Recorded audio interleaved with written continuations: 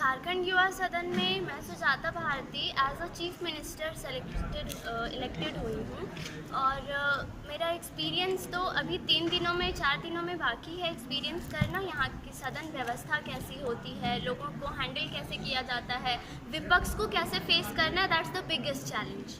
And रही बात selection की, तो इसकी सिलेक्शन की 2 प्रोसीजर पहले हो चुकी है।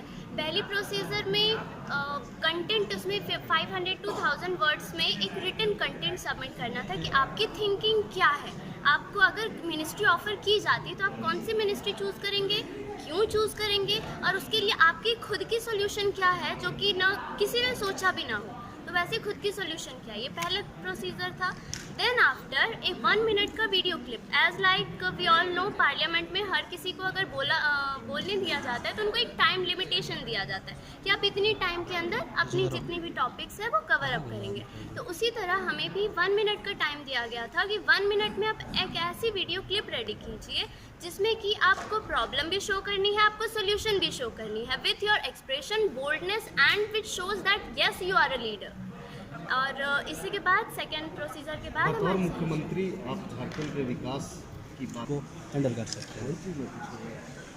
As a minister, as not as chief minister, कोई भी मिनिस्टर अगर बात करे तो उसमें सबसे बर्निंग टॉपिक अगर आज की डेट में कुछ है तो वो है वुमेन स्पेशली वुमेन रेप।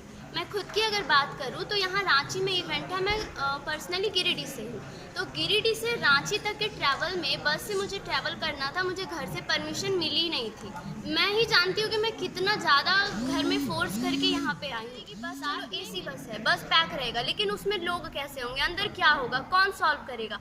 ये सारी जितनी प्रॉब्लम्स है ये मुझे समझ में आई कि वुमेन होना आज के डेट में, भले कि वुमेन को बोलना है कि वो इक्वालिटी उन्हें मिल रही है, उन्हें अपॉर्चुनिटी दे रहे हैं, बट साइड में एक ऐसी टॉपिक भी है जो आप कितने ऑफिशियल काम कर लो लेकिन ग्राउंड लेवल पे वो सक्सेस नहीं हो पाया अब तक।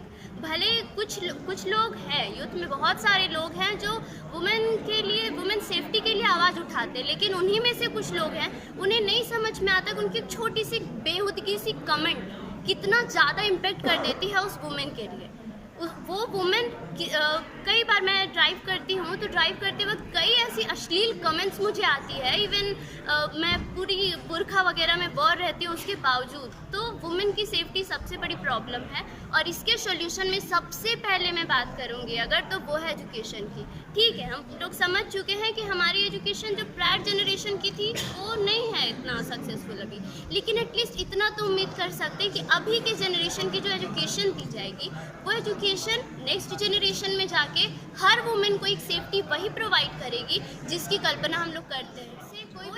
कोई भी पेरेंट्स इनसिक्योर ना हो कि बच्चे को वहाँ नहीं भेजना है जस्ट बिकॉज कि वो फीमेल चाइल्ड है, इनसिक्योर नहीं। देखिए, ये निश्चित तौर पर दुनिया का सबसे बड़ा लोकतंत्र भारत है। पूरी दुनिया हमको विश्व गुरु के रूप में जानता है। पूरी दुनिया को हमने गुट निरपेक्षता के सिद्धांत पर चलना सिखाया। पूरी दुनिया को शांति सद्भाव में महात्मा गांधी जी के सानिध्य में पूरी दुनिया आगे बढ़ी है। और यदि आज मैं इनको बहुत बधाई देता हूँ कि अच्छे लोग जो राजनीति में लोगों का अब एक ऐसा कॉन्सेप्ट हो गया कि नेता बोलने से लोग गुस्साने लगे हैं। तो नेता को पहले सामाजिक जीवन जीना चाहिए। पहले नेता बाद में है। मैं कभी नहीं कहता कि मैं नेता हूँ।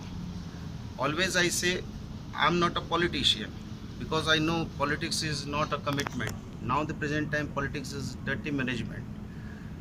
But हमको इसमें ही काम करना होगा, लेकिन काम करने के तरीके बदलने होंगे। I know social work is the first foundation of a strong political base. So पहले एक सामाजिक जीवन, सामाजिक चेतना, सामाजिक भावना रखनी होगी, देश हित के बारे में सोचना होगा।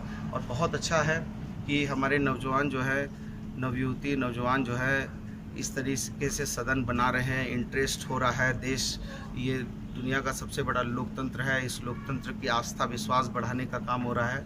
मैं बहुत इनको बधाई देने आया हूँ। और चूँकि मैं खुद ही प्रयोग भी हूँ, प्रयोगशाला का चूहा भी हूँ, इसलिए मैंने सोचा कि मैं अपने ही बारे में बताऊँगा, तो थोड़ा बहुत जो होगा ठीक है, नहीं होगा तो फिर देखा जाएगा। सर एक सवाल सर, क्या लगता है? नहीं, देखिए, युवा शक्ति राष्ट्र शक्ति है और राष्ट्र शक्ति युवा शक्ति है, इससे इनकार नहीं किया जा सकता है।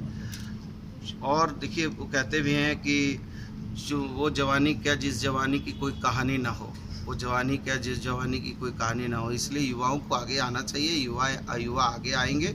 और देखिए दोनों की ज़रूरत है, जोश और होश दोनों का ज़रूरत है। हमको युवाओं के जोश की ज़रूरत है और बड़े लोगों के होश की ज़रूरत है। और जब तक ये दोनों का समावेश नहीं होगा तब तक हम एक अच्छे स्तर का राजनीतिक नए दायित्व तो नहीं निभा पाएंगे। इसलिए पेशेंस को लूज नहीं करना है, पेशेंस के साथ आगे बढ़ना है। If you lose patience then you lose all things. तो मैं ये ज़रूर कहता हूँ कि बिना धैर्य खोए हुए और सच को सच कहने की हिम्मत जुटा लीजिए। झूठ हो सकता है, सच को सच कहने के क्रम में आपके साथ आपको कुछ परेशानियाँ आ सकती हैं, लेकिन आपका मोरल वैल्यू हमेशा ऊंचा रहेगा। क्या कुछ खास मुद्दे रहेंगे और क्या मेन उद्देश्य है जी देखिए, ये दूसरा इसका चरण है। पहले चरण को भी आप लोगों ने देखा, जिसमें पूरे राज्य से हम लोगों ने हर कॉन्स्टिट्यूएंसी से रजिस्ट्रेशंस मंगाए थे। पिछले बार हमारे पास 1000 रजिस्ट्रेशंस थे, इस बार 11,000 रजिस्ट्रेशंस आए।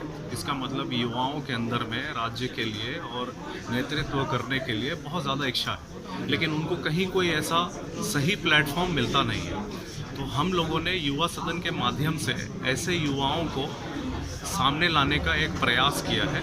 इसमें आप पिछले बार कार्रवाई 3 दिन की थी, जिसमें 1 दिन वर्कशॉप और 2 दिन सत्र था। इस बार 1 दिन वर्कशॉप और 3 दिन सत्र होगा, क्योंकि पिछले बार हम लोगों ने देखा कि 81 विधायक मंत्री जो बने थे उनको अपनी बात रखने की पूरी समय उनको नहीं मिल पाई थी। तो इस बार हम लोगों ने सत्र का समय 1 दिन बढ़ा दिया है और उसी सेम पैटर्न पे आप देखेंगे कि यहाँ पे 3 दिन तक अभी कल से सत्र चलेगा। आज बच्चों का वर्कशॉप होगा जिसमें उनको सदन की प्रक्रिया प्रणाली के बारे में